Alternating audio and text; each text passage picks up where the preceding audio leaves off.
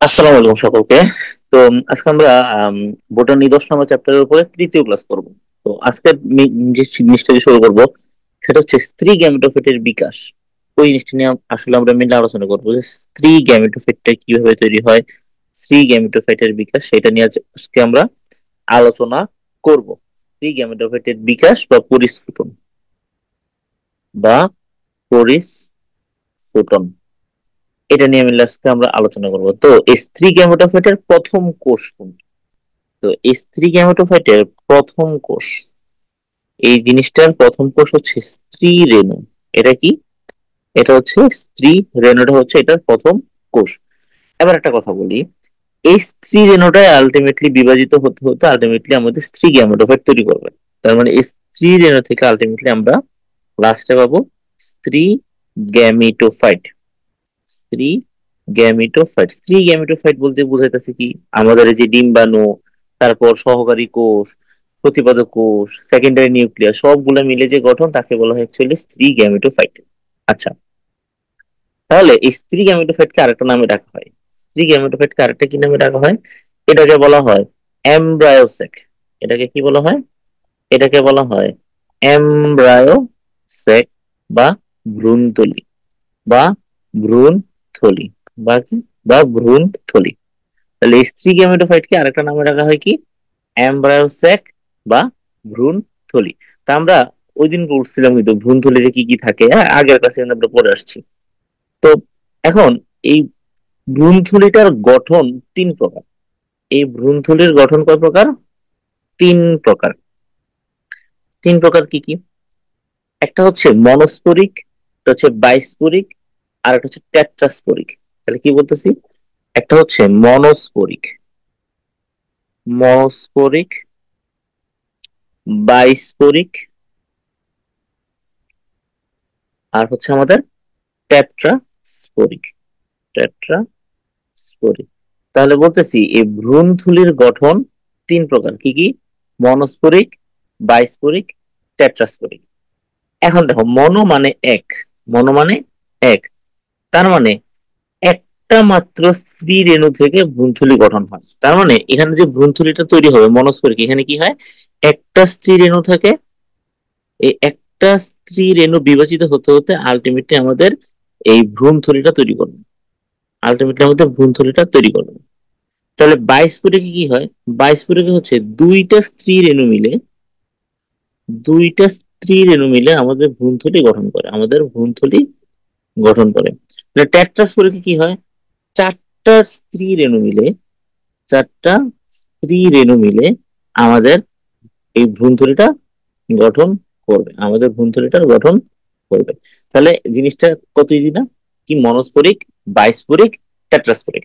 মনস্পরিকে কি হয়, একটা স্ত্রী রেণু থেকে ভ্রূণথলি গঠন হয়। বাইস্পরিক হচ্ছে দুইটা স্ত্রী রেণু মিলে ভ্রূণথলি গঠন হয়। টেট্রাস্পরিক হচ্ছে চারটা স্ত্রী রেণু মিলে ভ্রূণথলি গঠনে অংশগ্রহণ করে। আচ্ছা, এখন একটা জিনিস হচ্ছে মনস্পরিকটা হচ্ছে সবচাইতে বেশি হয় না, আমরা চারপাশে যত উদ্ভিদ দেখি তাদের মধ্যে এই মনস্পরিকটাই সবচেয়ে বেশি হয়। এভারেজ 75% উদ্ভিদের ক্ষেত্রে আমরা মনস্পরিক ধরনের ভ্রূণথলিটাই দেখতে পাই। 75% উদ্ভিদে আমরা মনস্পরিক ভ্রূণথলি টাইপটা দেখতে পাই। মনস্পরিকের ক্ষেত্রে ম্যাক্সিমাম ভ্রূণথলিগুলো হচ্ছে 8 নিউক্লিয়াস বিশিষ্ট। ম্যাক্সিমাম কি? ম্যাক্সিমাম হচ্ছে 8টা নিউক্লিয়াস বিশিষ্ট। ম্যাক্সিমাম কি? 8 নিউক্লিয়াস বিশিষ্ট ভ্রূণথলি। আমরা এটা কিন্তু পড়বো, 8 নিউক্লিয়াস বিশিষ্ট ভ্রূণথলি কিভাবে তৈরি হয় একটু পরেই আমরা এটা পড়বো। হ্যাঁ, এটা ছোটবেলা পড়ে আসছো। তারপরে হচ্ছে কিন্তু একটা ব্যতিক্রম আছে, কিন্তু একটা ব্যতিক্রম আছে। ব্যতিক্রমটাকে, ব্যতিক্রমটা হচ্ছে ওয়েনোথেরা টাইপ। ব্যতিক্রমটা কি হচ্ছে? ব্যতিক্রমটা হচ্ছে ওয়েনোথেরা টাইপ। এই ওয়েনোথেরা টাইপটা হচ্ছে কি 4 নিউক্লিয়াস বিশিষ্ট। এটা কি? 4 নিউক্লিয়াস বিশিষ্ট, মানে তারা মনস্পরিক, তারাও মনস্পরিক, কিন্তু মনস্পরিকে ম্যাক্সিমাম সময় কি হয়, 8টা নিউক্লিয়াস বিশিষ্ট ভ্রূণথলি তৈরি করে। জিনিসটা আবার একটু রিক্যাপ দিই, যে একটা স্ত্রীরেণু থেকে ভ্রূণথলি তৈরি করবে, এই ভ্রূণথলির মধ্যে 8টা নিউক্লিয়াস থাকে নর্মালি। কোন ক্ষেত্রে? মনস্পরিকের ক্ষেত্রে। কিন্তু একটা ব্যতিক্রম হচ্ছে এই যে অয়েনোথেরা টাইপ। অয়েনোথেরা টাইপে কি হয়, 4টা নিউক্লিয়াস বিশিষ্ট আমাদের ভ্রূণথলি তৈরি করে। তাহলে 4 নিউক্লিয়াস বিশিষ্ট, 4 নিউক্লিয়াস বিশিষ্ট ভ্রূণথলি এখানে আমরা দেখতে পাই। এতটুকু আশা করি আমরা সবাই বুঝতে পারছি। তো মনস্ফরিক যে আমাদের টাইপটা, এই টাইপটার আরেকটা নাম আছে। এই টাইপটার কি আরেকটা নাম আছে, নামটা কি? এই টাইপটার অন্য নামটা হচ্ছে পলিগোনাম। এটা এটার আরেকটা নাম হচ্ছে পলিগোনাম। এর আরেকটা নাম হচ্ছে পলিগোনাম। কেন পলিগোনাম? কারণ বিজ্ঞানী স্ট্রাসবার্জার বা স্ট্রাসবার্গার, কেন? কারণ বিজ্ঞানী স্ট্রাসবার্গার স্ট্রাসবার্গার 1879 সালে পলিগোনাম ডাইভারিকাটাম উদ্ভিদে এই ধরনের ভ্রূণফলিতা দেখতে পান। কিসে? একটা উদ্ভিদ, সেটা হচ্ছে পলিগোনাম ডাইভারিক্যাটাম। পলিগোনাম ডাইভারিক্যাটামের উদ্ভিদে প্রথম এই মনস্পরিক টাইপটা উনি দেখেন বা ব্যাখ্যা করেন। তাই এই মনস্পরিককে অনেক সময় পলিগোনামও বলা হয়। এটাকে অনেক সময় পলিগোনাম টাইপ বলা হয়। হ্যাঁ, এটা বলা হয় পলিগোনাম টাইপ। আশা করি এতটুকু কারো কোনো সমস্যা হওয়ার কথা না। এবার হচ্ছে বাইস্পরিক। বাইস্পরিক মানে কি? দুইটা স্ত্রী রেণু মিলে আমার ভ্রূণথলি তৈরি করবে। দুইটা স্ত্রী রেণু মিলে আমার ভ্রূণথলি তৈরি করবে। তাহলে এটার একটা নাম আছে, এটাকে আরেকটা নামে ডাকা হয়, সেটাকে এটাকে বলা হয় এলিয়াম টাইপ। এটাকে কি বলা হয়? এটাকে বলা হয় এলিয়াম টাইপ। আমরা লিখি, এটাকে কি বলা হয়? Allium type. এটাকে বলা হয় এলিয়াম টাইপ। আচ্ছা, আর টেট্রাস্পোরিক মানে কি? 4টা। এখন তোর কথা হচ্ছে টেট্রাস্পোরিক হচ্ছে 7 ধরনের। টেট্রাস্পোরিক কয় ধরনের? টেট্রাস্পোরিকের ভিতরে 7টা ধরন আছে। কয় ধরন আছে? 7টা ধরন আছে। এর মধ্যে সবচাইতে ইম্পর্টেন্ট কোনটা কোনটা? একটা হচ্ছে প্যাপেরোমিয়া টাইপ, একটা হচ্ছে প্যাপেরোমিয়া। হ্যাঁ, সেকেন্ড, প্যাপেরোমিয়া, প্যাপেরোমিয়া টাইপ। এরপর একটা হচ্ছে ফ্রাইটিলারিয়া টাইপ, আর একটা হচ্ছে ফ্রাইটিলিয়ারিয়া টাইপ। এই প্যাপেরোমিয়া টাইপ হচ্ছে 16 নিউক্লিয়াস বিশিষ্ট। আর এই যে ফ্রাইটিলিয়া যে টাইপটা, ওইটা হচ্ছে আমাদের 8 নিউক্লিয়াস বিশিষ্ট। তাহলে একটা মধ্যে হচ্ছে 16 নিউক্লিয়াস, আর এটার মধ্যে হচ্ছে 8টা নিউক্লিয়াস। তাহলে এই হচ্ছে মানে ভ্রূণথলির টাইপ গুলা। যে ভ্রূণথলি আসলে আমাদের তৈরি হয় মেনলি একটা স্ত্রী রেণু থেকে। ভ্রূণথলি তৈরি হয় স্ত্রী রেণু থেকে। স্ত্রী রেণু থেকে আসলে আমাদের যে স্ত্রী গ্যামেটটা তৈরি হয় তাকেই ভ্রূণথলি বা এমব্রায়োসাইক বলা হয়। এই এমব্রায়োসাইকের গঠনটা আমরা 3 ধরনের দেখতে পাই। কি কি? মনস্পরিক, বাইস্পরিক, টেট্রাস্পরিক। মনস্পরিকে দেখতে পাই যে একটা স্ত্রী রেণু থেকে ভ্রূণথলি তৈরি হয়। বাইস্পরিক হচ্ছে 2টা স্ত্রী রেণু মিলে ভ্রূণথলি তৈরি করবে। টেট্রাস্পরিক হচ্ছে 4টা স্ত্রী রেণু মিলে ভ্রূণথলি তৈরি করবে। মনস্ফটিকের অন্য নাম হচ্ছে পলিগোনাম টাইপ। কারণ বিজ্ঞানী স্ট্রাসবার্গার পলিগোনাম ডাইভারিকেটাম যে উদ্ভিদটা আছে সেখানে প্রথম মনস্ফটিক ভ্রূণথলিটা ব্যাখ্যা করেন। তারপরে এটা হচ্ছে 75% উদ্ভিদের ক্ষেত্রে আমরা মনস্ফরিক টাইপটা দেখতে পাই। তারপর মনস্ফরিকের ক্ষেত্রে ম্যাক্সিমাম সময় ভ্রূণথলি হয় 8 নিউক্লিয়াস বিশিষ্ট। অয়নথরা টাইপের ক্ষেত্রে আমরা দেখতে পাই শুধুমাত্র ব্যতিক্রম, যেখানে মনস্ফরিক টাইপ কিন্তু নিউক্লিয়াস হচ্ছে 4 নিউক্লিয়াস বিশিষ্ট। বাইস্ফোরিকের আরেকটা নাম হচ্ছে এলিয়াম টাইপ। টেট্রাস্পোরিকের 7টা টাইপ আছে। এর মধ্যে প্যাপেরোমিয়া আর ফ্রিটিলিয়ারা এটা হচ্ছে সবচেয়ে বেশি। ঠিক আছে? তো কোনটাতে কয়টা নিউক্লিয়াস? প্যাপেরোমিয়াতে হচ্ছে আমাদের 16টা নিউক্লিয়াস বিশিষ্ট হয়। আর এই যে ফ্রাইটিলিয়ারিয়া যে টাইপটা, ওইটাতে হয় 8 নিউক্লিয়াস বিশিষ্ট। মোটামুটি এই জায়গাটা আমাদের আশা করি বোঝা হয়ে গেছে। তাহলে এখন আমরা চলে যাই কিভাবে স্ত্রী গেমিটোফিটটা তৈরি হয়। তার আগে বুঝতে হবে যে স্ত্রী গেমিটোফিট কি, কাকে বলে। তাহলে ওই জিনিসটা আমরা আবার লিখি তো। ওই জিনিসটা আমরা সংজ্ঞা আকারে লিখি। স্ত্রী গেমিটোফাইট, স্ত্রী গেমিটোফাইট এই জিনিসটা কি? স্ত্রী গেমিটোফাইট জিনিসটা হচ্ছে এই যে ভ্রূণথলি, কি বলতেছি? এই যে ভ্রূণথলি, তারপর হচ্ছে ভ্রূণথলিতে অবস্থিত এবং এতে অবস্থিত ডিম্বাণু সাহায্যকারী নিউক্লিয়াস সাহায্যকারী নিউক্লিয়াস মানে যেগুলো সিনার্জিড আর কি, ঠিক আছে। তারপর হচ্ছে প্রতিপাদ কোষ বা প্রতিপাদ নিউক্লিয়াস, প্রতিপাদ নিউক্লিয়াস। তারপর হচ্ছে আমাদের সেকেন্ডারি নিউক্লিয়াসকে মিলিতভাবে স্ত্রী গেমেটোফাইট বলে। এবং সেকেন্ডারি নিউক্লিয়াসকে সেকেন্ডারি নিউক্লিয়াসকে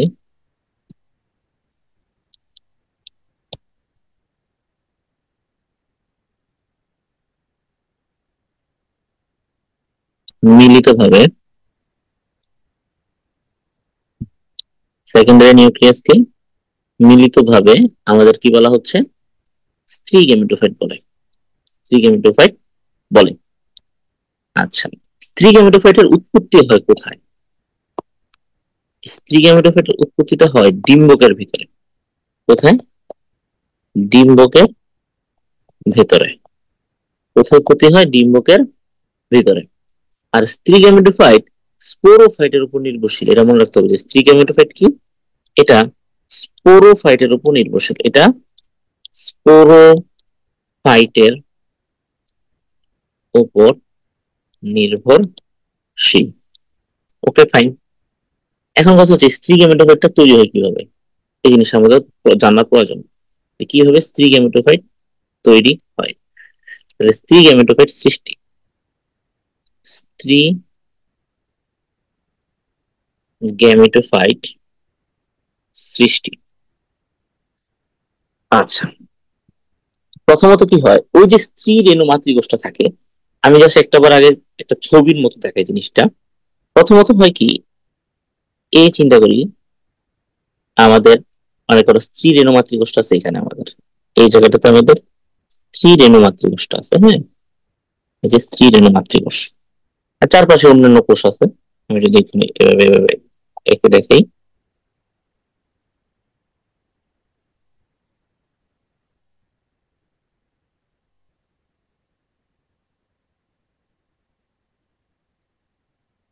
এই যে হোলটা করলাম, এটা হচ্ছে আমাদের স্ত্রী রেণু মাতৃকোষ। এটা চারপাশে অন্য বিভিন্ন ধরনের কোষ আছে। আচ্ছা, থাকুক, ঠিক আছে, জাস্ট দেখানোর জন্য দেখালাম। তাহলে প্রথম হবে কি, এই স্ত্রী রেণু মাতৃকোষটার মিয়োসিস বিভাজন হবে। কি হবে এটা? মিয়োসিস বিভাজন হবে। তাহলে মিয়োসিস বিভাজন হলে স্ত্রী রেণু মাতৃকোষ যে ছিল একটা 2N কোষ, এটা হচ্ছে একটা 2N, এবং এটা হচ্ছে আমাদের স্ত্রী রেণু মাতৃকোষ, স্ত্রী রেণু মাতৃকোষ। তাহলে এটা বিভাজিত হলে কয়টা কোষ তৈরি করবে? চারটা রেণু তৈরি করবে। কয়টা তৈরি করবে? যেহেতু মিয়োসিস, তাহলে কয়টা কোষ হবে?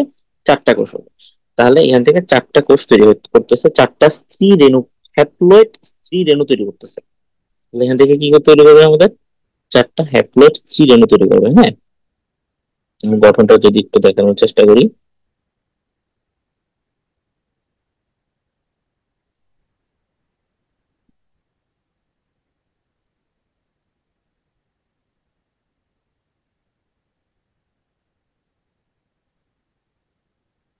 আচ্ছা, এবার দেখো, তাহলে চারটা স্ত্রী রেণু তৈরি করতেছে যেভাবে, এই মনে করো একটা, এই দুইটা, এই তিনটা, এই চারটা, ঠিক আছে, এভাবে।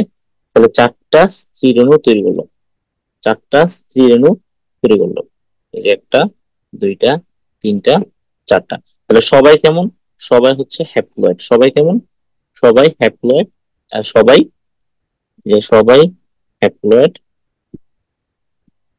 সবাইকে আমরা বলতেছি স্ত্রী রেণু। তাহলে আমরা চারটি স্ত্রী রেণু দেখতে পাইতেছি।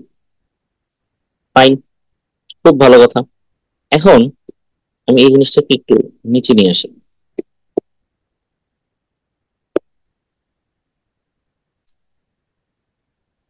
এবার দেখেন, এবার কি হইতেছে, এই চারটা স্ত্রী রেণুর মধ্যে উপরের যে তিনটা আছে ওই তিনটা নষ্ট হয়ে যাবে। চারটা স্ত্রী রেণুর মধ্যে উপরের যে তিনটা আছে ওই তিনটা নষ্ট হয়ে যাবে। তাহলে শুধুমাত্র নিচেরটা ভালো থাকবে, শুধুমাত্র নিচেরটা পরিণত হবে, বড় হবে, কার্যকরী থাকবে। আর উপরে তিনটা নষ্ট হয়ে যাবে। ঠিক আছে, উপরে তিনটা কি হয়ে যাবে, নষ্ট হয়ে যাবে। তাহলে আলটিমেটলি কি কিরকম দেখতে পাবো আমরা? আলটিমেটলি আমরা দেখবো এরকম জিনিসটা, যে উপরে তিনটা এরকম ভাবে নষ্ট হয়ে গেল, আর নিচেরটা এইভাবে আকারে বড় হচ্ছে, কার্যকরী হচ্ছে। ঠিক আছে, তাহলে নিচেরটা কার্যকরী হচ্ছে, আর উপরে তিনটাই মৃত হয়ে গেল, তাই না, নষ্ট হয়ে গেল।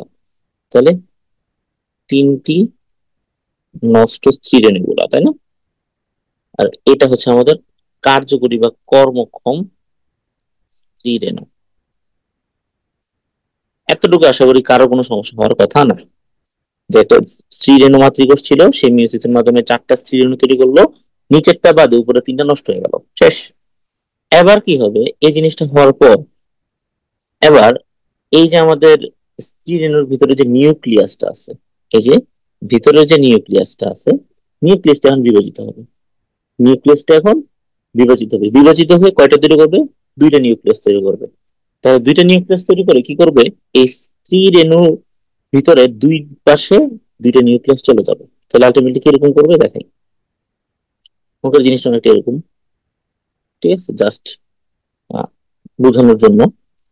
ওই পাশে একটা নিউক্লিয়াস চলে গেল, এই পাশে আরেকটা নিউক্লিয়াস চলে গেল। তাহলে দুই মেরুতে দুই নিউক্লিয়াস চলে গেল, দুই মেরুতে দুই নিউক্লিয়াসটা চলে গেল। তারপর কি হবে, প্রত্যেকটা মেরুতে নিউক্লিয়াস আবার বিভাজন হবে, পরপর দুইবার বিভাজিত হবে। কি, পরপর দুইবার বিভাজিত হবে। তাহলে আলটিমেটলি জিনিসটা এরকম হবে, দেখো যে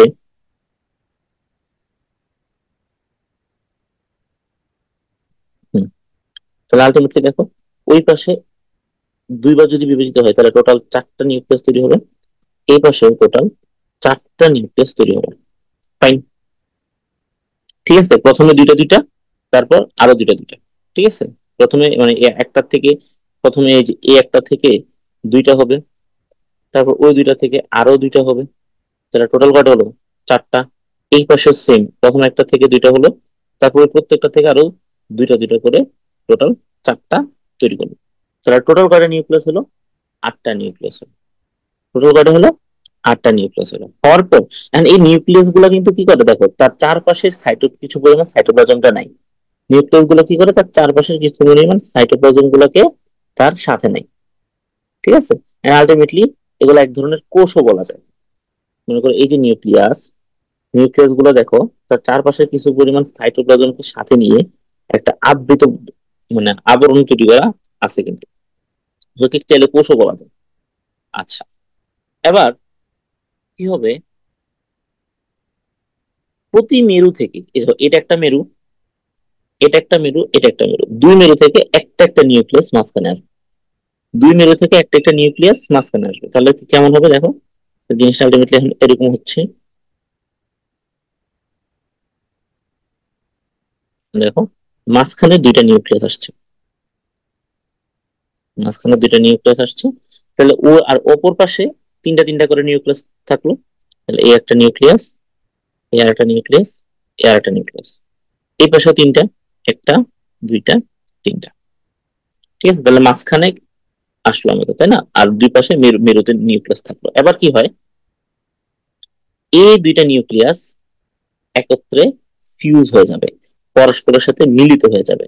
তাই এই দুইটা নিউক্লিয়াস একত্রে মিলে তৈরি করবে সেকেন্ডারি নিউক্লিয়াস। কি তৈরি করবে, সেকেন্ডারি নিউক্লিয়াস। তাহলে আমি যদি ছবিটা আবার দেখাই,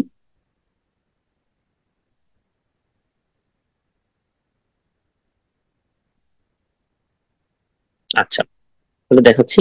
তাহলে এই যে দুইটা নিউক্লিয়াস একত্রে এখন মিলে গেল, তাই এটাকে আমরা বলবো সেকেন্ডারি নিউক্লিয়াস। তাহলে এটাকে আমরা কি বলতেছি, এটাই হচ্ছে আমাদের সেকেন্ডারি নিউক্লিয়াস। আচ্ছা বলো তো, এটা কি হ্যাপ্লয়েড নাকি ডিপ্লয়েড? এখন এটা ডিপ্লয়েড, কারণ দুইটা হ্যাপ্লয়েড নিউক্লিয়াস একত্রে মিলিত হয়েছে। সেকেন্ডারি নিউক্লিয়াসকে আরেকটা নামে ডাকা হয়, এটাকে ফিউশন নিউক্লিয়াসও বলা হয়, এটাকে ফিউশন নিউক্লিয়াসও বলা হয়। আচ্ছা, ফাইন, খুব ভালো। এবার ভ্রূণথলির এই সাইডটাতে, মানে এই দিকটাতে আমাদের ডিম্বক রন্ধ্র আছে, এই দিকটাতে কি আছে আমাদের, ডিম্বক রন্ধ্র। তাহলে তার ঠিক অপোজিটের এই সাইডে থাকবে আমাদের ডিম্বক মূল। আগের ক্লাসে কিন্তু আমরা পড়াইছিলাম ডিম্বক রন্ধ্র, ডিম্বক মূল, তাই না? আমি ছবিটাকে একটু নিচে নিয়ে আসি,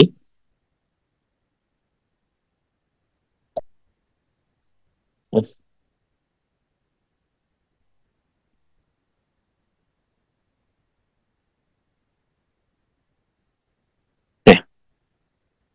ঠিক আছে। তাহলে যেটা বলতেছিলাম যে এটা হচ্ছে আমাদের সেকেন্ডারি নিউক্লিয়াস, তাই না? ওকে, তাহলে এই হচ্ছে ডিম্বক রন্ধ্রের দিকে, আর এদিকে হচ্ছে আমাদের ডিম্বক মূল।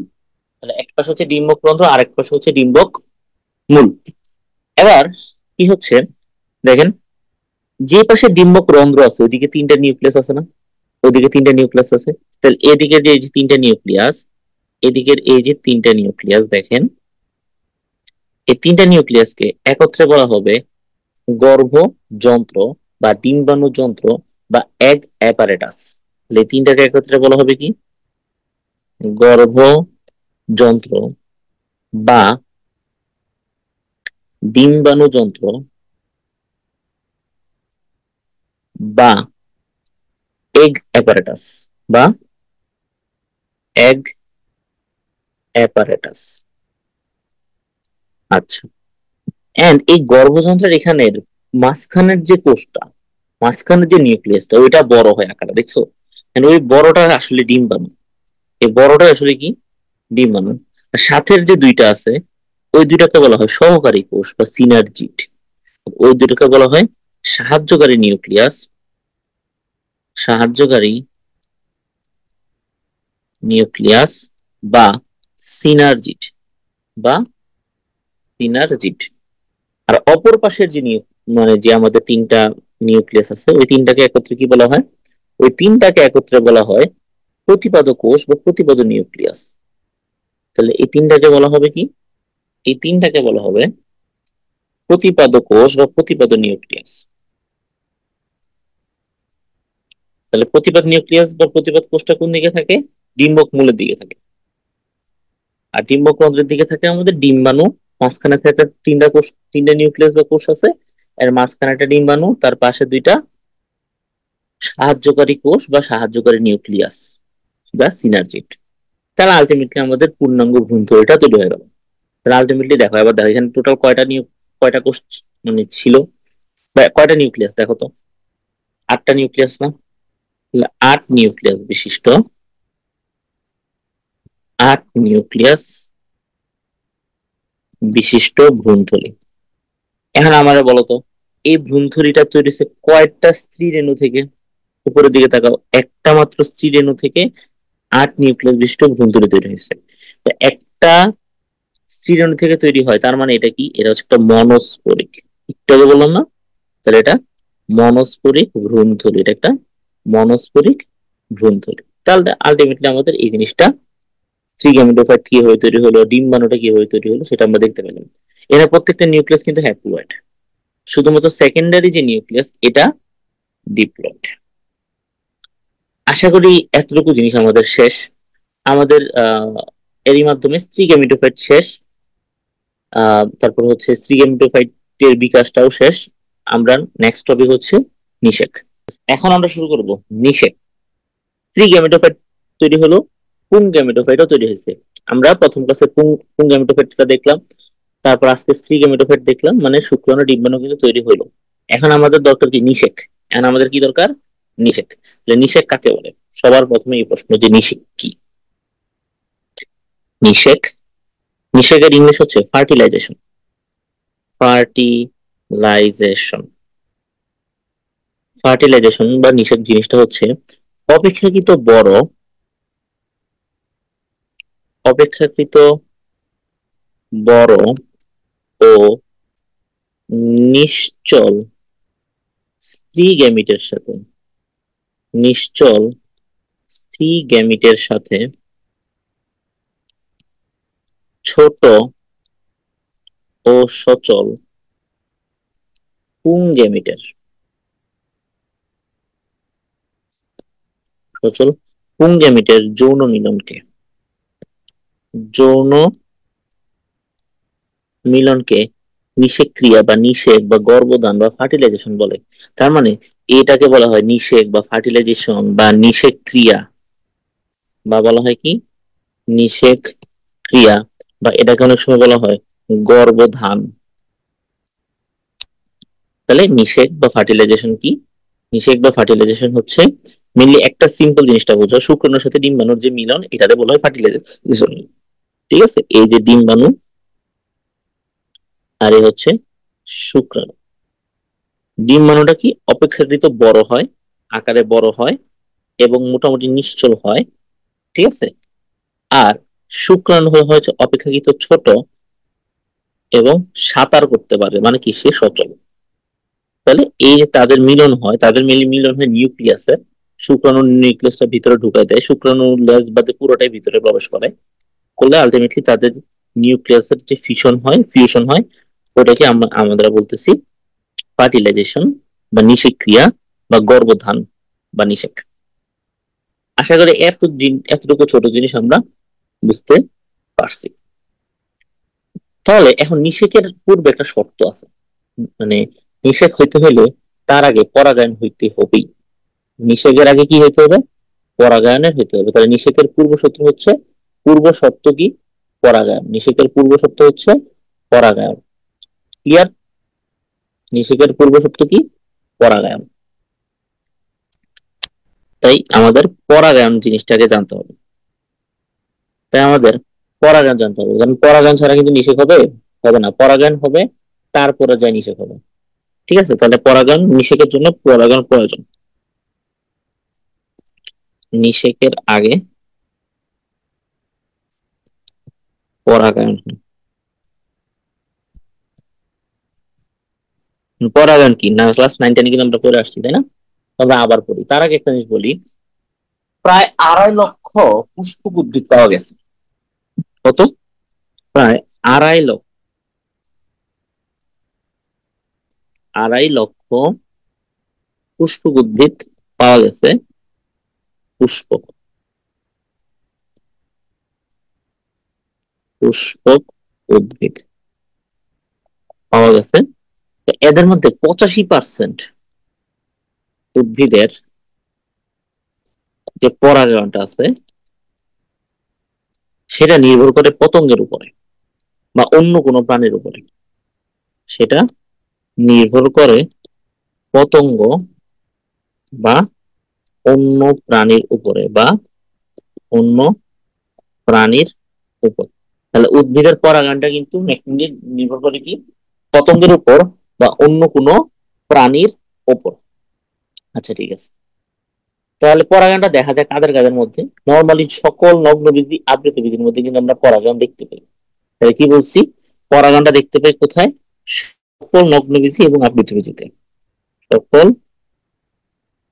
নগ্নবীজি এবং আবৃতবীজিতে আমরা পরাগায়নটা দেখি। তাহলে পরাগায়ন কাকে বলে? ছোটবেলার পড়া, মনে করি। যে প্রক্রিয়ায় পরাগধানী থেকে মুক্ত পরাগরেণু, পরাগধানী থেকে মুক্ত পরাগরেণু, মুক্ত পরাগরেণু বিভিন্ন বাহকের মাধ্যমে, বিভিন্ন বাহকের মাধ্যমে যখন একই প্রজাতির, এই জিনিসটা মাথায় রাখতে হবে, একই প্রজাতির হতে হবে। যখন একই প্রজাতির পুষ্পের গর্ভকেশরের, একই প্রজাতির পুষ্পের গর্ভকেশরের গর্ভমুণ্ডে পতিত হয়, গর্ভমুণ্ডে পতিত হয়, তখন তাকে বলা হয় পরাগায়ন। পরাগায়নের ইংলিশটা কি? পলিনেশন। এর ইংলিশ হচ্ছে পলিনেশন। তাহলে সিম্পলি যদি বলি, এই হচ্ছে একটা, মনে করো, পরাগ মানে পরাগধানী। এই পরাগধানীর যে পরাগরেণু, সেটা একটা গর্ভাশয়ের বা গর্ভকেশরের গর্ভমুণ্ডে পতিত হবে। ঠিক আছে, এই মনে ধরলাম সাপোজ। তাহলে এটা এইখানে পতিত হবে। সেম প্রজাতির হতে হবে। গোলাপেরটা শাপলা, শাপলারটা জবা, এরকম হবে না। শাপলারটা শাপলায়, গোলাপেরটা গোলাপে, আমেরটা আমে, জামেরটা জামে, সেম প্রজাতির হতে হবে। তাহলে শুধুমাত্র এটা সম্ভব। তাহলে এই প্রক্রিয়াটাকে বলা হয় আমাদের পরাগায়ন। আচ্ছা, এখন নিষেকটা পরাগায়নের কি সাথে সাথে হয় তা কিন্তু না।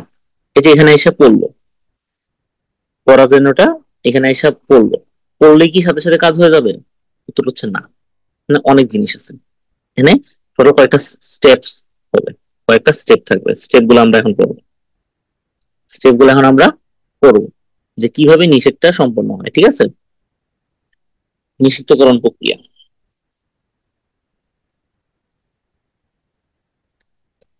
নিষিক্তকরণ প্রক্রিয়া নাম্বার 1, সেটা হচ্ছে গর্ভমুণ্ডে পরাগরেণুর অঙ্কুরোদ্গম। এক নাম্বার হচ্ছে গর্ভমুণ্ডে পরাগরেণুর অঙ্কুরোদ্গম। জিনিসটা কি? জিনিসটা হচ্ছে চিন্তা করে দেখো, এই হচ্ছে তোমার সাপোজ গর্ভমুণ্ডে আমাদের এটা আসছে,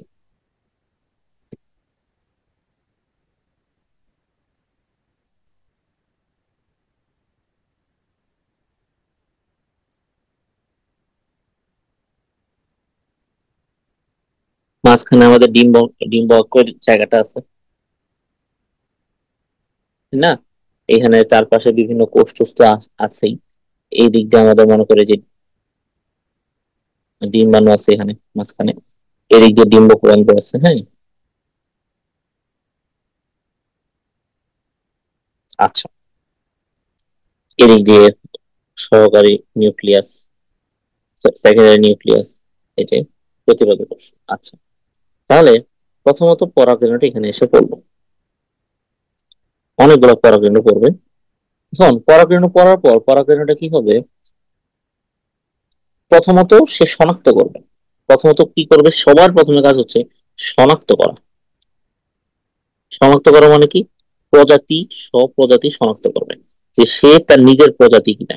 কিভাবে করবে? প্রোটিনের মাধ্যমে করবে। কিভাবে করবে? প্রোটিনের মাধ্যমে, মানে পরাগরেণুর মধ্যে একটা প্রোটিন, আর স্ত্রীর যে ইয়াতে পড়ছে, গর্ভমুণ্ডে পড়ছে, ওইটার একটা প্রোটিন একটা আরেকটারে চিনতে পারে। যদি হ্যাঁ তারা পরস্পর এমনি চিনতে পারে, শনাক্ত করতে পারে, তাহলে এবার অঙ্কুরোদ্গম শুরু হয়। অঙ্কুরোদ্গম শুরু হয় মানে কি? এই পরাগরেণুটা, এই যে পরাগরেণুটা, পরাগরেণুটা কি করে? এই মানে আকারে বড় হয়, মানে তরল পদার্থ শোষণ করে। কি করে? চারপাশ থেকে তরল পদার্থ শোষণ করে। শোষণ করে কি করবে? আকারে বড় হবে। শোষণ করে কি হবে? আকারে বড় হয়। ওকে, ফাইন। আকারে বড় হয় এবং আলটিমেটলি অঙ্কুরিত হয়। কি হয়? অঙ্কুরিত হয় মানে কি হয়? আমরা একটা জিনিস কিন্তু পড়ছিলাম যে পরাগ যে নালীটার মানে পরাগরেণুর চারপাশে যে আবরণ, ওটা দুইটা স্তর থাকে। ওইটার দুইটা স্তর থাকে, একটা এক্সেন আর একটা ইনটাইন। তারপর আমরা বলছিলাম যে এক্সেনের মধ্যে কিছু ছিদ্র আছে, জার্মপোর। জার্মপোর দিয়ে পরবর্তীতে আমাদের এই যে ইনটাইন আছে, ইনটাইনটা এইভাবে একটা নালীর মতো গঠন বের করে ফেলে। এটা কিন্তু আমরা প্রথম ক্লাসেই পড়েছিলাম। আর এখানে যে নিউক্লিয়াসটা ছিল, এটা দুইটা নিউক্লিয়াস তৈরি করে, বড় নিউক্লিয়াস আর ছোট নিউক্লিয়াস, তাই না? এটা এইভাবে সামনের দিকে যায়, যে এই যে এইভাবে সামনের দিকে এখানে যায়, ঠিক আছে? ওকে, এতটুকু কিন্তু আমরা পড়ছি। তাহলে এই জিনিসটা এখানেই হবে, এই সেম জিনিসটা এখানেই হয় অ্যাকচুয়ালি। কি হয়? এই যে পরাগরেণু, সে এবার আকারে বড় হয়। বড় হওয়ার পর তার থেকে আবার এইভাবে আমাদের পরাগ নালিকাটা তৈরি হয়, যেটা নিচের দিকে আসতে থাকে, যেটা কি নিচের দিকে আবার আসতে থাকে। তাহলে এই হচ্ছে আমাদের মেনলি প্রথম যে জিনিসটা, যে পরাগরেণুটার অঙ্কুরোদ্গম হওয়া। আশা করি এতটুকু আমরা বুঝতে পারছি। এখন মনে করো একটা আম গাছের, একটা আমের একটা পরাগরেণু তুমি যদি যদি জাম গাছের মধ্যে দাও, জামের মানে তুমি যাই মনে করো তার এই জাম গাছের যে ফুল বা কাঁঠাল গাছের যে ফুল, ওটার যদি গর্ভমুণ্ডে যায় স্থাপন করো, লাভ নাই। স্বপ্রজাতি না হলে জীবনে এটা অঙ্কুরিত হবে না। তাহলে 2 নাম্বার পয়েন্টে যাবো। 2 নাম্বার পয়েন্ট, 2 নাম্বার পয়েন্ট হচ্ছে পরাগনালিকার গর্ভাশয়মুখী যাত্রা এবং শুক্রাণু সৃষ্টি। তো 2 নাম্বারটা জিনিসটা হচ্ছে পরাগনালিকার, পরাগনালিকার গর্ভাশয়মুখী, গর্ভাশয়মুখী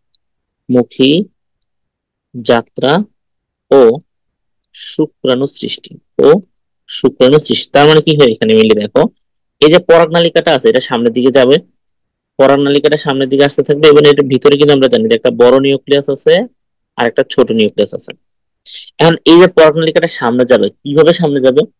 এই পরাগনালিকা থেকে কিছু এনজাইম বের হয়, এদিক দিয়ে কিছু এনজাইম বের হয় যাতে করে সে এই জায়গাটাকে ভেদ করে সামনে আগাতে পারে। তাহলে বিভিন্ন এনজাইম বের হয়। এনজাইম গুলোর এক্সাম্পল কি? যেমন সেলুলেস, যেমন সেলুলেস এনজাইম আছে, যেমন পেকটিনেজ এনজাইম আছে, পেকটিনেজ। তাহলে এইসব এনজাইমের মাধ্যমে আলটিমেটলি কি হচ্ছে, আমাদের এই পরাগনালিকাটা বড় হইতেছে, সামনের দিকে ইজিলি আগাইতে পারতেছে। ঠিক আছে, সামনের দিকে ইজিলি আগাইতে পারতেছে। হ্যাঁ, দেখাই, এই যে সামনের দিকে ইজিলি আগাইতেছে। ওকে, তাহলে এই জিনিসটা আমরা বুঝতে পারতেছি। এবং এট দ্য সেম টাইম কি হচ্ছে, সামনের দিকে কোন নিউক্লিয়াসটা আছে বলতো? সামনের দিকে বড় নিউক্লিয়াস, পিছনে ছোট নিউক্লিয়াস। তাহলে এই যে ছোট নিউক্লিয়াসটা, ওটা তো আমরা জনন নিউক্লিয়াস বলি, তাই না? এই ছোট নিউক্লিয়াস বা জনন নিউক্লিয়াসটা কিন্তু বিভাজিত হয়ে যাবে। বিভাজিত হয়ে কি তৈরি করবে? দুইটা শুক্রাণু তৈরি করে। বিভাজিত হয়ে কি তৈরি করে? দুইটা শুক্রাণু তৈরি করে। আর সামনে আমাদের বড় নিউক্লিয়াস বা নালিকা নিউক্লিয়াস আগাইতেছে, এটা আগাইতেছে। তাহলে এবার ছবিটা আবার আবার দেখাই। এবার এটা আগাইতে আগাইতে আগাইতে আগাইতে আগাইতে আগাইতে একবারে ডিম্বক রন্ধ্রের এখানে চলে আসে, একেবারে ডিম্বক রন্ধ্রের এখানে চলে আসে। তাহলে চলে আসার পরে কি হয়, এই দুইটা যে নিউক্লিয়াস, মানে শুক্রাণু, এই যে দুইটা শুক্রাণু তৈরি হলো না, এই কালার দিয়ে দেখাই, এই যে দুইটা শুক্রাণু, আর সামনে তো বড় নিউক্লিয়াস যেটাতে ভেদ করে ভিতরে প্রবেশ করলো। এবার এই শুক্রাণু দুইটা এবার ভিতরে চলে আসলো, শেষ, শুক্রাণু দুইটা ভিতরে চলে আসলো। তাহলে এই যে জিনিসটা আমরা বুঝতে পারলাম। ঠিক আছে, এখন একটা জিনিস আছে, সেটা কি? পরাগনালীতে আমি বলছি ডিম্বক রন্ধ্র দিয়ে ডিম্বকে প্রবেশ করছে, এটা কি আমাদের ডিম্বক? ডিম্বক না। তো পরাগনালিকাটা, এই যে ডিম্বক রন্ধ্র আছে, ডিম্বক রন্ধ্র দিয়ে প্রবেশ করছে। এখন সবসময় কি এটা হয়? ম্যাক্সিমাম ক্ষেত্রে হয়, নট সব সময়। অনেক সময় হইতে পারে কি, এই পরাগনালিকাটা এই যে ডিম্বক মূল এই সাইড দিয়ে প্রবেশ করতে পারে, ডিম্বক মূল এই সাইড দিয়ে প্রবেশ করতেই পারে, কারণ আমরা কিন্তু জানি এই জায়গাটা ডিম্বক মূল, তাই না? আমরা কিন্তু জানি এই জায়গাটা কিন্তু ডিম্বক মূল আছে। হ্যাঁ, এই আগের দিনের গঠন কিন্তু দেখে আসছিল, এই জায়গাতে ডিম্বক মূল আছে। তাহলে হইতে পারে যে এটা এ সাইড দিয়ে প্রবেশ করবে, হইতেই পারে।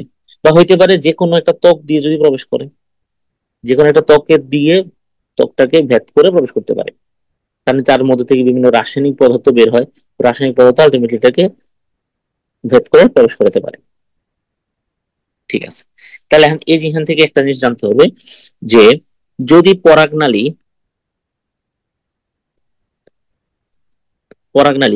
ডিম্বক রন্ধ্র দিয়ে প্রবেশ করে, ডিম্বক রন্ধ্র দিয়ে ডিম্বকে প্রবেশ করে, ডিম্বক রন্ধ্র দিয়ে ডিম্বকে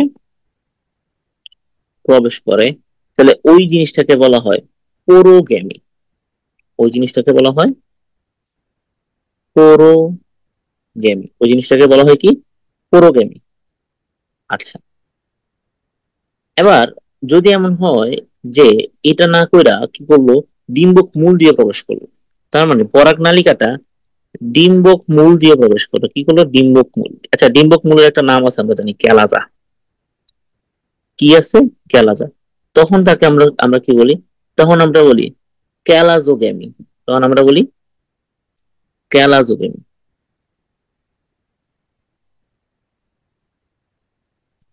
এবার যদি সে ডিম্বক ত্বক ভেদ করে প্রবেশ করে, ডিম্বক ত্বক ভেদ করে প্রবেশ করে, তখন তখন আমরা কি বলবো? মেসোগ্যামি। তখন আমরা তাকে বলবো মেসোগ্যামি। আশা করি এতটুকু আমরা সবাই বুঝছেন। এটা এক্সাম্পল আছে, কিন্তু এটার এক্সাম্পল আছে। ক্যালাজোগ্যামির এক্সাম্পল কি? ঝাউ গাছ।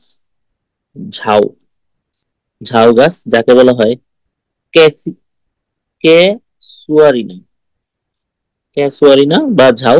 আর মেসোগেমির এক্সাম্পল হচ্ছে লাউ আর কুমড়া, লাউ আর কুমড়া। পুরোগেমির এক্সাম্পল ম্যাক্সিমাম জিনিস, ম্যাক্সিমাম জিনিস যেমন আম, জাম, এগুলো হচ্ছে পুরোগেমি। আম, জাম, এগুলো হচ্ছে পুরোগেমি দেখা যায়। মানে এখান থেকে কি দেখা যায়? পরাগনালিকাটা ডিম্বক রন্ধ্র দিয়ে প্রবেশ করে। ক্যালাজোগমিতে দেখা যায় পরাগনালিকাটা ডিম্বক মূল ভেদ করে প্রবেশ করে। ভ্যাসোগমিতে দেখা যায় পরাগনালিকাটা ডিম্বক ত্বক ভেদ করে ভ্রূণথলিতে প্রবেশ করে। তাহলে অধিকাংশ উদ্ভিদে কোনটা দেখা যায়? পৌরোগেমিটা দেখা যায়। এতটুকু আশা করি আমরা সবাই বুঝতে পারছি। তাহলে আবার 3 নাম্বার যে জিনিস সেটা কি? 3 নাম্বার জিনিসটা হচ্ছে পরাগনালিকার ভ্রূণথলিতে প্রবেশ এবং শুক্রাণু নিক্ষিপ্ত করে। 3 নাম্বারটা হচ্ছে পরাগনালিকার ভ্রূণথলিতে প্রবেশ ও শুক্রাণু নিক্ষিপ্তকরণ। তার মানে ওই জিনিসটা কিন্তু পরে ফেলছে যে পরাগনালিকাটা ভিতরে প্রবেশ করবে, করার পর এখানে মানে রাসায়নিক পদার্থ কিন্তু পুরো জিনিসটাকে নিয়ন্ত্রণ করে, কিভাবে আগাবে না আগাবে ওই জিনিসটা নিয়ন্ত্রণ করে। এখন যখন জিনিসটা প্রবেশ করতেছে ভিতরের দিকে, তখন অনেক সময় হয় কি, সেই যে সাহায্যকারী যে কোষগুলো ছিল, দুই একটা কোষ মারা যায়। দুই একটা কোষ সাহায্যকারী, দুই একটা কোষ মারা যায়, কারণ এই যে একটা কিছু একটা প্রবেশ করতেছে, তখন সে তার সামনে যে যে জিনিসটারে পাবে যেটা কোনো প্রয়োজন নাই, ওইটারে কিন্তু সে মানে ছাটায়া দিবে, মাইরা ফেলবে, মাইরা সামনের দিকে আগাবে। জিনিসটা অনেকটা এরকম। ঠিক আছে, মানে পরাগনালিকার চাপে আসলে সাহায্যকারী কোষটা অনেক সময় মারা যায় আর কি। ঠিক আছে, এই এই জিনিসটাই। আর সবার লাস্টে যে জিনিস বলবো সেটা হচ্ছে আমাদের ভ্রূণথলিতে ডিম্বাণু শুক্রাণুর মিলন হয়। মানে এরপরে কি হবে, এই ভ্রূণথলির ভিতরে যে প্রবেশ করো না, এই যে প্রবেশ করো না শুক্রাণু গুলা, তো একটা শুক্রাণু এখানে ডিম্বাণুর সাথে মিলিত হবে, আর আরেকটা শুক্রাণু আমাদের সহকারী নিউক্লিয়াসের সাথে মিলিত হবে। তো এই শুক্রাণুটা এই যে আমাদের ডিম্বাণুর সাথে মিলিত হয়, এটাকেই মিললে আমরা নিষেক বলতেছি কিন্তু। তাহলে সবার লাস্টের যে পয়েন্ট সেটা হবে ভ্রূণথলিতে ভ্রূণথলিতে ডিম্বাণু শুক্রাণুর মিলন। ডিম্বাণু ও শুক্রাণুর মিলন শেষ। তাহলে নিশ্চিতকরণ প্রক্রিয়াটা কিন্তু আমাদের মোটামুটি করা হয়ে গেল। একটা জিনিস সেটা হচ্ছে নিষেক আর বিনিষেক দুটার মধ্যে একটা পার্থক্য আছে। নিষেক আর বিনিষেক দুটার মধ্যে একটা পার্থক্য আছে, আর আমরা বলতেছি বিনিষেক। কি বলতেছি? বিনিষেক, বা এটাকে বলা হয় ডাবল ফার্টিলাইজেশন। এটাকে কি বলা হয়? এটাকে বলা হয় ডাবল ফার্টিলাইজেশন। বিনিষেককে বলা হয় ডাবল ফার্টিলাইজেশন। বিনিষেক মানে কি, একদম সিম্পলি আমি তোমারে বুঝাই। আমরা আমরা এতক্ষণ ধরে কি দেখছি, যে দুইটা শুক্রাণু তৈরি হয়েছে, দেখলাম কিনা? দুইটা শুক্রাণু তৈরি হলো, দুইটা শুক্রাণুর একটা শুক্রাণু ডিম্বাণুর সাথে মিলিত হয়, একটা শুক্রাণু ডিম্বাণুর সাথে মিলিত হয়, হয়ে তোমার আলটিমেটলি তৈরি করবে জাইগোট। আলটিমেটলি কি তৈরি করবে? জাইগোট তৈরি করবে। তাহলে এই যে প্রক্রিয়াটা, এটাকে বলা হয় সিনগেমি। এই প্রকার এই যে একটা মিলন, এটাকে বলা হয় সিনগেমি। কি বলা হয় এটাকে?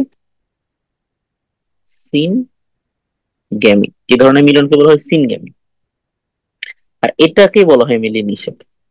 আর এই প্রক্রিয়াটা মিলে বলা হয় নিষেক, যে একটা শুক্রাণুর সাথে একটা ডিম্বাণু মিলিত হয়েছে, তাকে বলা হয় নিষেক। এখন আবৃতবীজের ক্ষেত্রে আমরা আরেকটা শুক্রাণু দেখতে পাচ্ছি, যে শুক্রাণুটা যে আলটিমেটলি আমাদের যে সেকেন্ডারি নিউক্লিয়াস আছে, কে আছে? Secondary nucleus. সেকেন্ডারি নিউক্লিয়াসের সাথে যুক্ত হয়, সেকেন্ডারি নিউক্লিয়াসের সাথে যুক্ত হয়, আলটিমেটলি এটা কিন্তু আমাদের শস্য টিস্যু তৈরি করবে, তাই না? আলটিমেটলি এটা আমাদের কি তৈরি করে? শস্য টিস্যু তৈরি করে। ঠিক আছে, আলটিমেটলি আমাদের এটা কি কি তৈরি করে? শস্য টিস্যু তৈরি করে, একটা ট্রিপ্লয়েড গঠন তৈরি করে। তাহলে জাইগোট হচ্ছে 2n, এটা হচ্ছে একটা 3n, এটা হচ্ছে শস্য টিস্যু তৈরি করবে।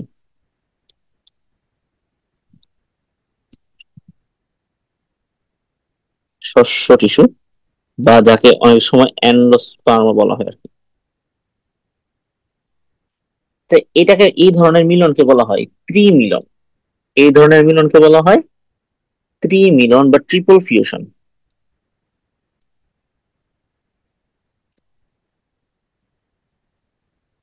কেন? দেখো, শুক্রাণু হচ্ছে একটা হ্যাপ্লয়েড, সেকেন্ডারি নিউক্লিয়াস থেকে কিন্তু দুইটা হ্যাপ্লয়েড নিউক্লিয়াস ছিল, তাহলে টোটাল কয়জন তৈরি যুক্ত হয়েছে? 3 জন। তাই এটাকে ত্রিমিলন বলা হয়।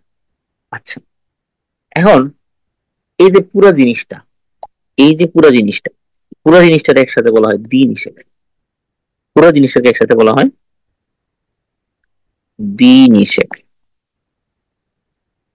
মানে দ্বিনিষেক প্রক্রিয়া কি হয়, একটা নিউক্লিয়াস ডিম্বাণুর সাথে আরেকটা নিউক্লিয়াস, সরি, একটা শুক্রাণু ডিম্বাণুর সাথে আর আরেকটা শুক্রাণু সেকেন্ডারি নিউক্লিয়াসের সাথে যুক্ত হয় যে প্রক্রিয়ায়, তাকে বলা হয় দ্বিনিষেক প্রক্রিয়া। দ্বিনিষেক প্রক্রিয়া কাদের বৈশিষ্ট্য মনে রাখতে হবে, এটা মিলে আবৃত বিধির বৈশিষ্ট্য। এটা মানে কার বৈশিষ্ট্য, আবৃত বিধির বৈশিষ্ট্য। তবে একটা নগ্ন বিধির মধ্যে একটা নগ্ন বিধি আছে যা হচ্ছে এফিড্রা। এই এফিড্রাতে আমরা দ্বিনিষেকটা দেখতে পাই। নর্মালি কিন্তু আমরা নগ্ন বিধিতে দ্বিনিষেক দেখি না, কিন্তু এফিড্রা যে নগ্নবীজিটা আছে সেখানে কিন্তু আমরা দ্বিনিষেক দেখতে পাই, এটা একটা ব্যতিক্রম। তাহলে দ্বিনিষেক সংজ্ঞাটা এখন কিভাবে লিখবো, দ্বিনিষেকের সংজ্ঞাটা পরীক্ষায় কিন্তু আসে। দ্বিনিষেক,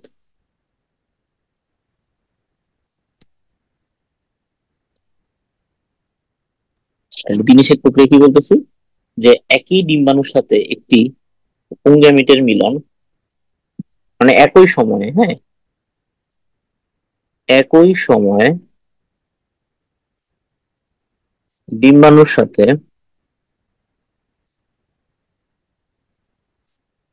একটি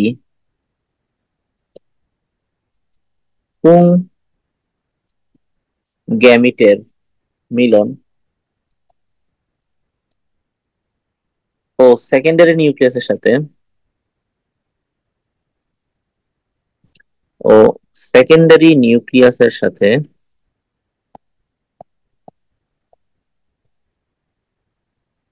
অপর পুংগ্যামিটের মিলনকে, অপর পুংগ্যামিটের মিলনকে দ্বিনিষেক প্রক্রিয়া বা দ্বিগর্ভধান প্রক্রিয়া বলা হয়।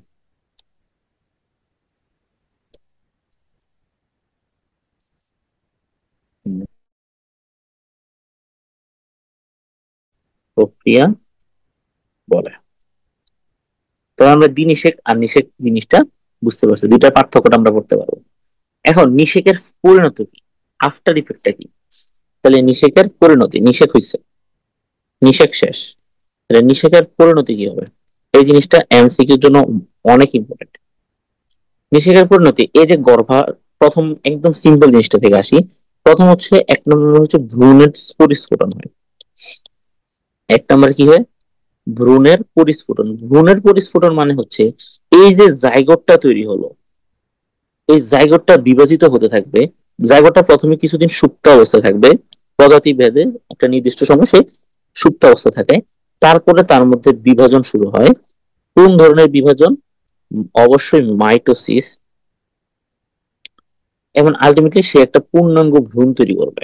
এন্ড ওই ভ্রূণ থেকে কিন্তু নতুন একটা উদ্ভিদ বা প্রাণের সঞ্চার ঘটবে। ঠিক আছে। এন্ড এই যে জাইগোট, জাইগোট হচ্ছে কিন্তু আসলে স্পোরোফাইটের প্রথম কোষ। জাইগোট কি, জাইগোট কিন্তু স্পোরোফাইটের প্রথম কোষ। জাইগোটটা হচ্ছে স্পোরোফাইটের প্রথম কোষ। তাহলে ভ্রূণের পরিস্ফুটন আর এক নম্বরে দেখতে পাই। দুই নম্বরে যে জিনিসটা দেখতে পাই সেটা হচ্ছে শস্যের উৎপত্তি। দুই নম্বর যে জিনিসটা পাই সেটা হচ্ছে আমরা দেখতে পাই শস্যের উৎপত্তি। শস্যটা আসতে হবে থেকে, ওই যে আমাদের সেকেন্ডারি নিউক্লিয়াসের সাথে, সেকেন্ডারি নিউক্লিয়াসের সাথে আমাদের যে একটা শুক্রাণু মিলিত হলো, ঠিক না, একটা শুক্রাণু মিলিত হলো। তাহলে এখানে কি তৈরি করলো, আমাদের একটা ট্রিপ্লয়েড বা, হ্যাঁ ট্রিপ্লয়েড, আমাদের একটা ট্রিপ্লয়েড এন্ডোস্পার্ম তৈরি করলো কিনা। এই ট্রিপ্লয়েড এন্ডোস্পার্মটা আবার বিভাজিত হতে থাকে, হতে হতে আলটিমেটলি আমাদের কি তৈরি করবে, শস্য টিস্যু তৈরি করবে। কি তৈরি করবে, শস্য টিস্যু তৈরি করবে। এই শস্য টিস্যুর মধ্যে আসলে কি থাকে, এর মধ্যে প্রচুর পরিমাণে প্রোটিন, লিপিড, স্টার্চ এগুলা জমা করে রাখে। এগুলাকে সে জমা করে রাখে। এগুলো আসলে ওই যে যখন মানে এই আমাদের বীজটা অঙ্কুরিত গম হবে, ওই সময় সে খাদ্য উপাদানটাকে দিয়ে সাহায্য করে আর কি। তারপর হচ্ছে তিন নাম্বার যে জিনিসটা সেটা হচ্ছে ফল তৈরি হয়। কি তৈরি হয়, ফল সৃষ্টি হয় কিসের থেকে বলতো? গর্ভাশয় থেকে। এই গর্ভাশয়টা ফলে পরিণত হয়, গর্ভাশয়টা কি হয়? ফলে পরিণত হয়। গর্ভাশয় কি হয়? ফলে পরিণত হয়। আর ডিম্বক, ডিম্বকটা বীজে পরিণত হয়, ডিম্বকটা বীজে পরিণত হয়। তাহলে জিনিসটা বলি, এই যে ছবিটা দেখাই, নিষেক্রিয়া হয়েছে, হওয়ার পর আলটিমেটলি এই যে পুরো গর্ভাশয়টা সেই ফলে পরিণত হবে। আর এই ফলের ভিতরে আমরা যে বীজ দেখতে পাই, এর ওই ডিম্বকটা বীজে পরিণত হবে। ডিম্বকটা কি কি হবে? বীজে পরিণত হবে। ঠিক আছে, এই সময় মানে গর্ভদণ্ড, গর্ভমুণ্ড, অন্য সকল জিনিস কিন্তু ফল সৃষ্টির সময় নষ্ট হয়ে যাবে, শুধুমাত্র গর্ভাশয়টাই থাকে।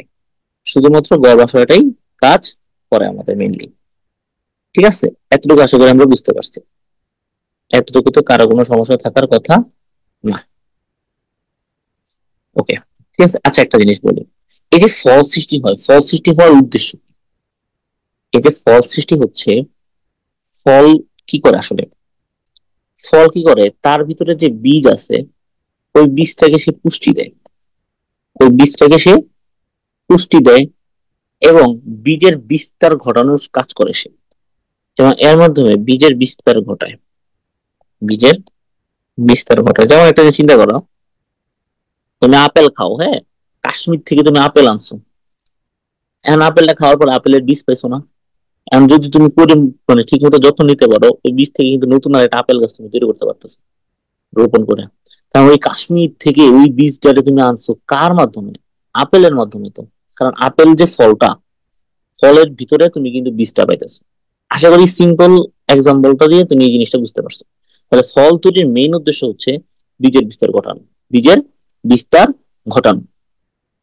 আর এই যে বীজ তৈরি হয়, এটা তো বললাম যে ডিম্বকটা বীজে পরিণত হয়, ডিম্বকটা কি হয়? বীজে পরিণত হয়। আচ্ছা, একটা জিনিস এবার আসি, সেটা হচ্ছে এই যে জাইগোট, এই যে জাইগোট, জাইগোটটা বিভাজিত হতে হতে তোমার তৈরি করবে ভ্রূণ।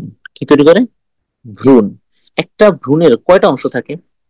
একটা ভ্রূণে মেনলি তিনটা অংশ থাকে। কয়টা অংশ থাকে? মেনলি তিনটা অংশ থাকে। কি কি? এক নাম্বার হচ্ছে বীজপত্র, এক নাম্বার হচ্ছে বীজপত্র, ভ্রূণকাণ্ড, আর হচ্ছে ভ্রূণমূল। ভ্রূণমূল। তাহলে একটা জাইগোট থেকে যখন বিভাজিত হতে হতে ভ্রূণ তৈরি হয়, ওই ভ্রূণে আমরা তিনটা গঠন দেখতে পাই: বীজপত্র, ভ্রূণকাণ্ড, ভ্রূণমূল। এবং চিন্তা করে দেখো, এই ভ্রূণটার চারপাশে একটা ভ্রূণ পোষক টিস্যুর সৃষ্টি হয়। ওই যে নিউসেলাস ছিল, মনে করে দেখো, নিউসেলাস আগের ক্লাসে পড়েছিলাম, ওই নিউসেলাসটা আলটিমেটলি ভ্রূণ পোষক টিস্যু তৈরি করছিল। এটা কি? ভ্রূণের পোষক টিস্যু হিসেবে কাজ করছিল, এবং এটা আলটিমেটলি খাদ্য সরবরাহ করে বা পুষ্টি দান করে, ভ্রূণটাকে পুষ্টি দান করে, এবং সে নিজে আলটিমেটলি নিঃশেষ হয়ে যাবে, নিজে আলটিমেটলি কি শেষ হয়ে যাবে, নিঃশেষ হয়ে যাবে। বুঝতে পারবেন? এবার এই ডিম্বকটা বলতেছে যে ডিম্বকটা আলটিমেটলি কিসে পরিণত হবে? বীজে পরিণত হবে, তাই না? ডিম্বকটা বীজে পরিণত হবে। কিভাবে পরিণত হয় ডিম্বকটা? আমাদের তো ডিম্বকটা তো রসালো ছিল, তাই না? তাহলে এই রসালো ডিম্বকটা পানি হারাবে। কি? এটা পানি হারাবে। পানি হারিয়ে এটা কঠিন হবে, শুষ্ক হবে, শুষ্ক আলটিমেটলি বীজ তৈরি করবে। নর্মালি বীজের বাইরে বা ডিম্বকের বাইরের যে দুইটা স্তর ছিল, চিন্তা করে দেখো, ডিম্বকের বাইরে কিন্তু বহির্ত্বক এবং অন্তত্বক ছিল। ওইটাও তো বীজের ত্বক তৈরি করবে, তাই না? এ মনে করো ডিম্বক, ডিম্বকের বাইরে যে দুইটা স্তর ছিল, ওইটা তো বীজের বাইরে দুইটা স্তর তৈরি করবে নাকি? স্বাভাবিক। ও তো মানে ওই স্তরগুলোর নাম আমরা একটু পরেই পড়বো। বাট অনেক সময় দেখা যায় এর বাইরে আরেকটা স্তর তৈরি হয়ে যায়, এই তৃতীয় আরেকটা স্তর তৈরি হয়ে যায়। কি? তৃতীয় আরেকটা স্তর হয়ে যায়। ওই তৃতীয় স্তরটার একটা নাম আছে, এটাকে বলা হয় এরিল। তাহলে এরিল হচ্ছে, মানে অনেক সময় কি হয় যে তৃতীয় যে স্তরটা তৈরি হয় বীজের বাইরের তৃতীয় একটি স্তর, বীজের তৃতীয় স্তর, বাইরের দিকে তৃতীয় একটা স্তর, এটা বলা হয় এরিল। এটা বলা হয় কি? এরিল। এরিল কোথায় কোথায় পাওয়া যায়? এরিল কোথায় কোথায় পাওয়া যায়? এরিল আমরা পাই লিচুতে, কাঠ লিচুতে, লিচু, কাঠ লিচু, ইভেন শাপলার বীজও আমরা কিন্তু এরিল দেখতে পাই। এর মধ্যে লিচু আর কাঠ লিচুর এসিটা হচ্ছে ভোজ্য অংশ, মানে এটা আমরা খাই মেনলি। ঠিক আছে, এটা আমরা মেনলি খাই। চিন্তা করে দেখো, লিচু খাও না, লিচুর প্রথমে তুমি চামড়াটা উঠাও, উঠানোর পরের যে জায়গাটা খাও ওইটা খাও, এর ভিতরে কি থাকতেছে? তার বীজটা থাকতেছে। তো ওই যে জায়গাটা আমরা খাইতেছি, এই জায়গাটা হচ্ছে মিলি অ্যারিল অংশ, এই জায়গাটা মিলি অ্যারিলের অংশটা। আচ্ছা, তাহলে এতটুকু অংশ আমরা মোটামুটি বুঝতে পারছি, ম্যাক্সিমাম জিনিস কিন্তু শেষ। এবার একটা ছোট্ট জিনিস বলি, এই যে প্রজনন হচ্ছে, প্রজনন মানে সফলতা নির্ভর করে কিসের উপর? সফলতা নির্ভর করে তিনটা জিনিসের উপর। নাম্বার ওয়ান, পরাগায়ন ঠিক মতো হয়েছে কিনা। নাম্বার টু, নিষিক্তকরণ হয়েছে কিনা। পরাগায়ন হয়েছে কিন্তু নিষিক্তকরণ হয় নাই, তাহলে কি লাভ হবে না? নাম্বার তিন, বীজের বিস্তারের উপর, বীজটা ঠিক কি পরিমাণ বিস্তার হয় তার উপরও প্রজননটা সফলতা নির্ভর করে। তাহলে এতটুকু আমরা বুঝতে পারছি, আশা করি এতটুকুতে কারো কোনো সমস্যা থাকার কথা না। এবার যে জিনিসটা আমি বলতেছিলাম, যে নিষেকের আগে আর নিষেকের পরে অনেক জিনিস চেঞ্জ হয়ে যায়, নাম চেঞ্জ হয়ে যায়, তাই না? নিষেকটা বড় প্রক্রিয়া হয়েছে, তাহলে তো জিনিসগুলোর ভিতরে আমূল পরিবর্তন দেখতে পাই, তাই না? তাহলে নিষেকের আগে আর পরে কোনটা কি চেঞ্জ হয়? নাম্বার ওয়ান, গর্ভাশয়। গর্ভাশয় চেঞ্জ হয় কি পুষ্পে পরিণত হয়? ফলে পরিণত হয়। গর্ভাশয়টা চেঞ্জ হয় কি কিসে পরিণত হয়? ফলে পরিণত হয়। তাহলে গর্ভাশয়ের যে প্রাচীরটা ছিল, গর্ভাশয়ের যে প্রাচীর, গর্ভাশয়ের গর্ভাশয়ের প্রাচীরটা কিসে পরিণত হবে? ফলের ত্বকে পরিণত হবে। এটা কিসে পরিণত হবে? ফল ত্বক। গর্ভাশয় যদি ফল হয়, তাহলে গর্ভাশয়ের প্রাচীর ফল ত্বক হবে। আচ্ছা, এবার হচ্ছে ডিম্বক। ডিম্বক মাত্র বললাম, ডিম্বকটা বীজে পরিণত হবে। তারপরে বললাম যে ডিম্বকের দুইটা স্তর আছে, তাই না? একটা হচ্ছে বহিঃত্বক আর একটা হচ্ছে অন্তত্বক। তাহলে ডিম্বকের যে বহিঃত্বক, বহিঃত্বককে বলা হয় এক্সাইন। বহিঃত্বককে কি বলা হয়? এই এক্সাইনটা এই ক্ষেত্রে চলে যাবে টেস্টটা তৈরি করবে। টেস্টটা কি? টেস্টটা হচ্ছে বীজের বহিঃত্বক। বীজের বহিঃত্বক মানে জিনিসটা সিম্পল, দেখো, একদম সিম্পল জিনিস। যদি ডিম্বক বীজ তৈরি করে, তাহলে ডিম্বকের বহিঃত্বক বীজের বহিঃত্বক, ডিম্বকের অন্তত্বক বীজের অন্তত্বক, তাই না? তাহলে ডিম্বকের যে অন্তত্বক, ডিম্বকের অন্তত্বক, সে তৈরি করবে বীজের অন্তত্বক, সে তৈরি করবে বীজের অন্তত্বক। তবে নাম আছে, নাম হচ্ছে ট্যাগন, নাম হচ্ছে ট্যাগন।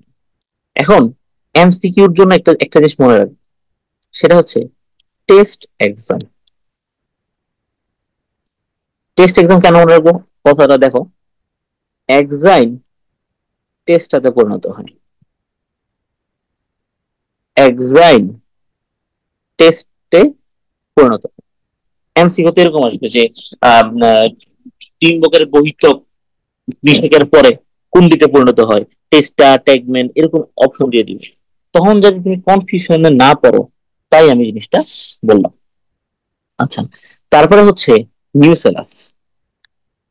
তারপর হচ্ছে নিউ সেলাস, যে আসলে মেনলি ভ্রূণ পোষক টিস্যু, যে আলটিমেটলি মেনলি ভ্রূণ পোষক টিস্যু। সে নিঃশেষে শেষে কি হয়ে যাবে? ওই যে পুষ্টি সরবরাহ করে সে নিঃশেষ হয়ে যায়, সে নিঃশেষ করে নিঃশেষ হয়ে যায়। অনেক সময় বা মাঝে মধ্যে পেরিস্পার্ম বা পরিভ্রূণ হিসেবে থাকে, মাঝে মধ্যে খুবই রেয়ার সে পরিভ্রূণ হিসেবে থাকে বা পেরিস্পার্ম, খুবই রেয়ার কেস। ওকে, ফাইন।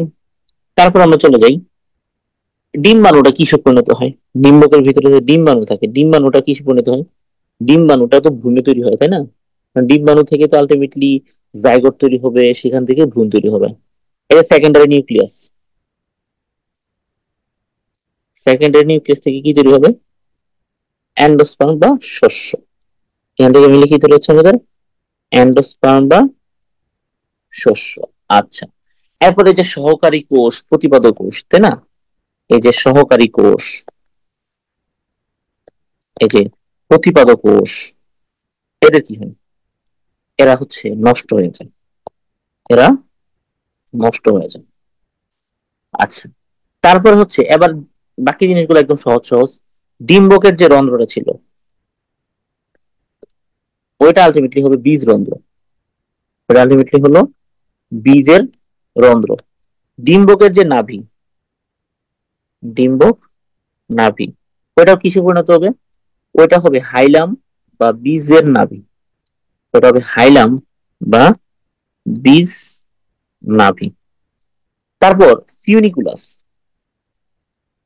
ফিউনিকুলাস, ফিউনিকুলাস জিনিসটা কি ছিল বলতো? ফিউনিকুলাস জিনিসটা ছিল ডিম্বক নারী। এটা ছিল ডিম্বক নারী। তাহলে এই ডিম্বক নারী বা ফিউনিকুলাসটা তৈরি হবে বীজ বৃন্ততে। এটা তৈরি হবে বীজ বৃন্ততে কনভার্ট হবে।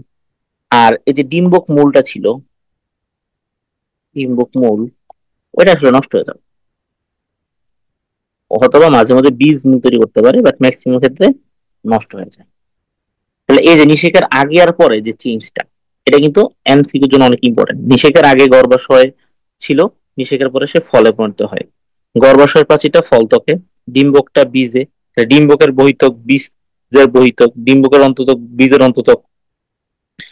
এই যে টেস্ট এক্সাম, এটা এক্সাম্পলটা মনে রাখতে হবে। ডিম্বকের অন্ততককে কিন্তু ইনটাইন বলা হয়, তাহলে ইনটাইনটা কিন্তু ট্যাগম্যানে পরিণত হয়। ঠিক আছে। তারপর হচ্ছে নিউসেলাস, যে সে নিঃশেষ হয়ে যাবে, অথবা পেরিস্পার্ম হিসেবে থাকতে পারে। ডিম্বাণুটা ভ্রূণ তৈরি করে, সেকেন্ডারি নিউক্লিয়াসটা শস্য তৈরি করবে, সহকারী কোষ প্রতিবাদী কোষ নষ্ট হয়ে যায়, ডিম্বক রন্ধ্রটা বীজ রন্ধ্র তৈরি করে, ডিম্বক নাভিটা আমাদের বীজ নাভি বা হাইলাম তৈরি করে, ডিম্বক নারী বা ফিউনিকুলাসটা বীজ বৃন্ত তৈরি করে, আর ডিম্বক মূলটা নষ্ট হয়ে যায় বা বীজ মূল তৈরি করতে পারে। সবার লাস্টে যে জিনিসটা, সেটা হচ্ছে নিষেকের গুরুত্ব। নিষেকের গুরুত্ব, নিষেকের গুরুত্ব অপরিসীম। একটু এক কথায় শেষ। ঠিক আছে। তো এক নাম্বার হচ্ছে নিষেকের মাধ্যমে কি হয়, ক্রোমোজোমের ভারসাম্য রক্ষা হয়। এক নম্বরে কি হয়? এক নম্বরে হচ্ছে ক্রোমোজোমের ভারসাম্য রক্ষা হয়। ওই যে আবার 2n হয়, তাই না? এন এন এন মিলে 2n হয়। তারপর হচ্ছে ফল আর বীজ উৎপন্ন হয়। ফল, বীজ, এগুলার সৃষ্টি হয় কিন্তু নিষেকের মাধ্যমেই, তাই না? গর্ভাশয়টা ফলে, ডিম্বকটা বীজে। নিষেকের কারণে এই যে শুক্রাণু ডিম্বাণু মিলিত হয়, তাহলে নতুন বৈশিষ্ট্যের সৃষ্টি হয়। তার মাধ্যমে কি হয়, নতুন বৈশিষ্ট্যের সৃষ্টি হয়। তো এটা আলটিমেটলি বিবর্তনেও হেল্প রাখতেছে, কারণ ক্রমশ আস্তে ধীরে বৈশিষ্ট্য চেঞ্জ হচ্ছে, নতুন নতুন প্রকরণ তৈরি হইতেছে। তারপর উদ্ভিদ তার বংশ রক্ষা করতে পারতেছে। তাহলে উদ্ভিদের বংশ রক্ষার জন্য কিন্তু আমাদের নিষেকটা প্রয়োজন। এছাড়া খাদ্যের যে যোগান, এটাই তো আসলে আমরা পাচ্ছি, তাই না? চিন্তা করে দেখো, যদি নিষেক যদি না হতো ধান খেতে তুমি আমি কি ধান পাইতাম? তুমি আমি কি আম জাম কাঁঠাল কলা এগুলো পাইতাম? কিছুই তো পাইতাম না, তাই না? তারপরে যে জেনেটিক ডাইভার্সিটি সৃষ্টি হচ্ছে, জেনেটিক ডাইভার্সিটি, ডাইভার্সিটি তৈরি হচ্ছে। মোটামুটি এগুলো হচ্ছে নিষেকের গুরুত্ব। তাহলে আজকের ক্লাসটা এখানেই শেষ। আজকের ক্লাসে আমরা নিষেক পড়লাম, আমরা স্ত্রী গ্যামেটোফাইট পড়লাম। মোটামুটি চ্যাপ্টারের একটা বড় অংশ পড়ানো শেষ।